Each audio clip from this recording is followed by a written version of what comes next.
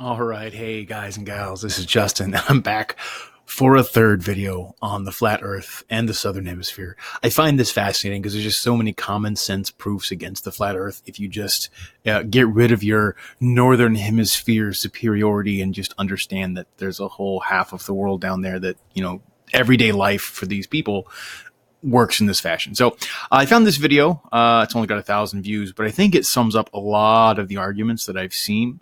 I don't know. There's only 45 subscribers too. I think this is actually cut. If you start this video, I'll put a link to it down below. And if I don't, remind me, and I'll put it down there. You can Google it. It's up here, but it's called 6,000 Miles to Circle Antarctica Flat Earth Proven by Flight Paths 2. And so it's taking the claim that if Antarctica really is an ice mass, then, getting around it should take about 12,000 miles. And it goes on, I'll show you, you can just see the preview down here. It talks about a couple of famous explorers here, Cook and Ross. And apparently it took them like 2 or 3 years to circumnavigate it, and it took them about 50 or 60,000 miles. So the author of this video is making the claim that, well, in order to circumnavigate Antarctica, they had to go all the way around. Now, obviously, these were people, this is 100, 200 years ago. I don't remember when this was actually dated. It was a while ago, and sailing methods have come a long way since then, to be sure. As if charting and maps and everything else, these were explorers trying to figure out what Antarctica even was. And we don't know. There could be a lot of other things going on here, like the actual ice mass could have been bigger back then. There's just so many different possibilities. But I want to point something out. Assume a flat Earth or a round Earth. It doesn't matter which. And assume you want to circumnavigate Antarctica, right? So on a flat Earth model, if you were going to circumnavigate Antarctica, you would start wherever. Let's just say we start down here south of New Zealand. You find Antarctica and you start sailing. And what's going to happen is eventually you're going to run into the ice wall. And you're going to have to turn. It doesn't matter if you're going this way or this way, but you're going to have to turn. And every time you encounter Antarctica, if you're circumnavigating it and it's an ice wall, you're going to have to turn away.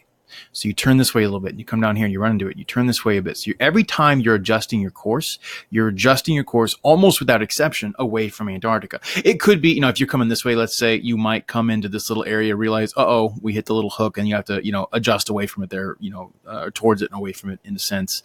But then you come back. But basically every single correction you would ever make if you're circumnavigating, or tracing the perimeter of Antarctica would be away from it, away from it, away from it, away from it. You'd never be turning in towards Antarctica.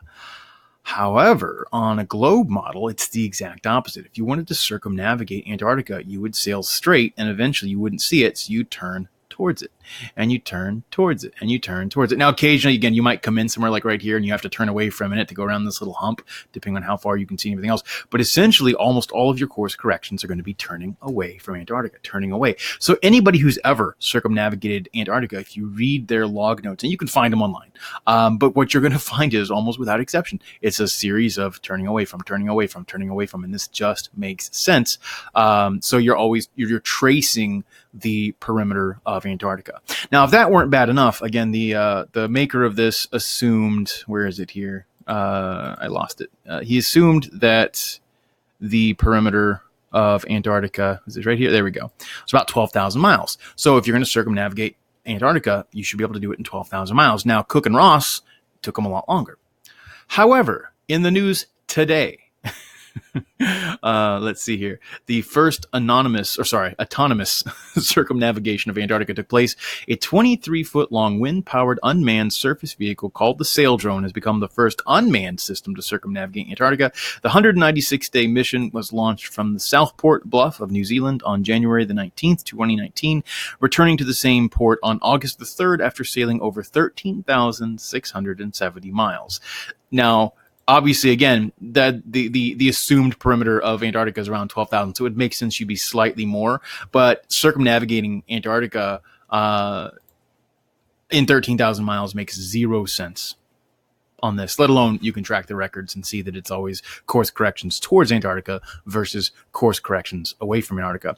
Last year, actually, a woman, 2017, the first woman to circumnavigate Antarctica solo made the news as well. So people have circumnavigated Antarctica. It's not that hard, and it's not a 50, 60, 70, 80, 90,000 mile trek. It's 12 to 13,000 miles. right? So obviously, these could be shills of Big Globe putting out happy little news stories to convince you that to keep you normies, in the dark on the reality of the Great Ice Wall. But the far more likely thing is just these are real people at various times doing different things, and you can see their notes. However, we can go further because this same article or the same video made a couple of arguments. So it says 60,000 miles to circle Antarctica. We just showed that is essentially false. And then also flat Earth proven by flight blast. Now, I've heard this from multiple people, and they say, if you assume a globe, let's come back to this version, it would be faster to fly straight this way than it would be to go around, right? And I loved, I don't think I can play the sound of this on here, but the author or the voiceover guy, I'm assuming that's Wild Again Dan here. I don't know if this, again, I'm not sure if this was just a clip that he put on here, or if this is him narrating or what. But he just dismisses the fact that, it's cold. And, people say the planes have trouble flying in the cold. Well, I mean, first off, that's a real concern. Also, getting to Antarctica in and of itself is difficult by normal means. There's not a lot of places to land a plane most of the year. So were you to have a problem and were your plane to go down, you have a much better chance of crashing safely in the water and getting rescued further out from the icy coldness that is Antarctica. So I think there's some real legitimate reasons to suspect that there's honest reasons why people wouldn't fly directly over Antarctica. So what about flying around Antarctica? Well, he makes this argument, and he says, this on the globe Earth, this is what flying around Antarctica would look like. And he says there are no direct flights from Johannesburg, South Africa, to Perth, Australia. In fact, he makes the argument, let's see, where is it? Right here, that they're all connecting flights that are 18 hours or longer going up to Dubai or Hong Kong or Malaysia and then down. And he says that this makes sense because the world is flat. And so you can see it's actually a straight flight pretty much for many of these there, as opposed to what seems to make no sense going all the way out of the way. Now, I'm going to shoot this in the foot right now. You can find direct, my cam just died, whatever.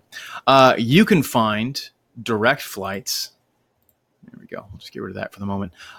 You can find direct flights from Johannesburg, South Africa to Perth nonstop, right? Some of them are connecting. Some of them are not, right? So the fact that you can find it, and look, it's in 9 hours. 9 hours and 5 minutes from Johannesburg to Perth. And we could probably flip it and find similar flights as well. This is just looking for a one-way flight, right? So he's assuming it's 11 hours. Actually, it's shorter. Right? It's actually shorter than 11 hours. It's 9.5 hours or whatever I just said, right? So literally his argument falls apart because you know what? There are nonstop flights, but it also makes sense that, Perth is pretty big. Johannesburg is pretty big, but you know what? So is Dubai, so is Hong Kong, so is Malaysia.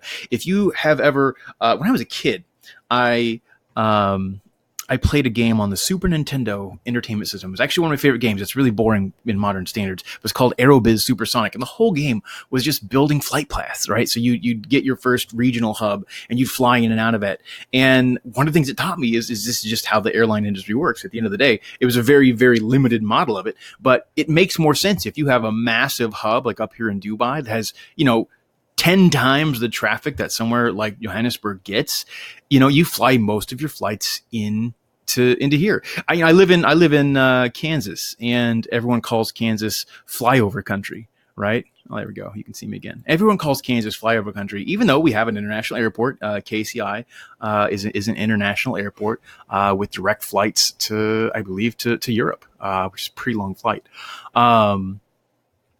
So it just makes sense, right? You would have many flights that do this, but to make the claim that there are just no flights that are direct is false. It's verifiably false in a quick Google search. He does this again with, let's see, this one is Sao Paulo to Johannesburg. And hey, look at that. Nonstop, 8.5 hours, 400, 500, $600. Not super expensive, right? Absolutely. He assumes 10 hours. So it actually is faster. And then of course he'll give I think he gives the connecting flights. Like they go all the way up to London. And you know what? I bet you can find some flights to go up to London because you know what London is? It's a major regional hub. But of course, it's not, it's not the only kind of flight. The only flights I even saw were direct connecting flights. And then he gives another one here. Now, I actually included all three of the ones he gave. This one is Santiago to Johannesburg, right? And when I did a quick search, I couldn't find any direct flights from Santiago to Johannesburg. So does this prove him right? Does this mean that he's absolutely correct? Let's think about this. So here's a topographical map of Chile, and Chile is known for this range of mountains right here. There we go. Here's a bigger, clearer picture. This is taken from Wikipedia. This huge line of mountains are these Andes Mountains. And if you are in Santiago, which is somewhere right in here on this map, my geography is not perfect. Forgive me for that. I can think of a couple different reasons why you would have a direct flight over here to Johannesburg, right? It may make much more sense to fly up here, get out of the mountains, and then come over here. So when you take a look, you see a bunch of connecting flights. In fact, if we search all the flights from Santiago to Johannesburg, what we're going to see is a lot of them make various stops. We'll give data a minute to load here. So, it's a 7-hour layover, there's 2 stops, 1 stop, 2 stops. I could not find a single stop flight, and a lot of them fly up north and stop somewhere and then continue on. So almost all of these seem to be seeking to circumnavigate the mountains in South America. Now, there is another reason why you may not see a lot of direct flights from Santiago to Chile, and that's simply that there may not be enough demand for it. Going back to the Aerobiz game I used to play as a kid, sometimes you would build a line from one place to another, and you'd have a plane on that line that could fit 200, 300 people or whatever it happened to be, or you'd have like 3 to 5 nonstop flights back and forth, but you'd only ever get 5 people or 10 people on your plane, so you would be losing money with a nonstop flight from Santiago to Chile. And I think what people forget is most airlines are in the business of making money. And so if there's not enough financial reason to come up with a direct flight from Santiago to Johannesburg, then it's just not going to happen. But look, this line just goes right over the mountains like they don't exist. I know obviously planes can go over them, but you'd have to come out, circle around, come back over, and then, do all that. Or you have to come and fly down around this way. Obviously it could happen. And I don't see any real reason why that ever wouldn't happen. But it just makes sense from a practical perspective why there are certain places that don't have nonstop flights from one stop to another. There's no nonstop flights from Kansas to Moscow either. That's just how it goes. You got to be okay with that. So anyway, I think it's kind of silly to have this third video and focusing again on the South Pole. But just to kind of recap, the assumed perimeter from this flat Earth video is 12,000 miles. We know that it was circumnavigated very recently by a drone, as well as a woman, as well as many, many, many other people who have circumnavigated Antarctica. We know that from every person who's ever circumnavigated it, that they're always turning towards Antarctica, not away. Now, if you're on this map, again, if you're turning towards Antarctica, crash. Turn towards it, crash. Turn towards it, crash. There's no way you're going to circumnavigate a flat Earth disk turning towards Antarctica. And there's no way that you're going to circumnavigate around Earth Antarctica by turning away from it. If you turn away from it, well, there you go. No more Antarctica, right? So literally, this is the simplest thing, right? I mean, actually, I think the proofs I gave in my other 2 videos, which I'll link in the top corner over there, are probably actually even simpler. And that is simply the fact that there's 24 hours of uninterrupted sunlight all over Antarctica. And if the sun is orbiting somewhere up here, there's no way you could sit here in Antarctica and have 24 hours of sun. It just doesn't make sense. Also, the stars, as you move to the south, they all turn. And they rotate around an axis, which you absolutely would not expect if the dome is circling this, middle point here. That's my last video. My second video really went over that pretty deeply, but just to kind of reiterate, it doesn't make any sense. And in fact, if you were to go towards Antarctica in a different direction, you would see the same set of stars too. That's something I didn't quite mention, but anywhere on here, you're going to see the Southern Cross. You're going to see whatever. I don't know my southern constellations very well.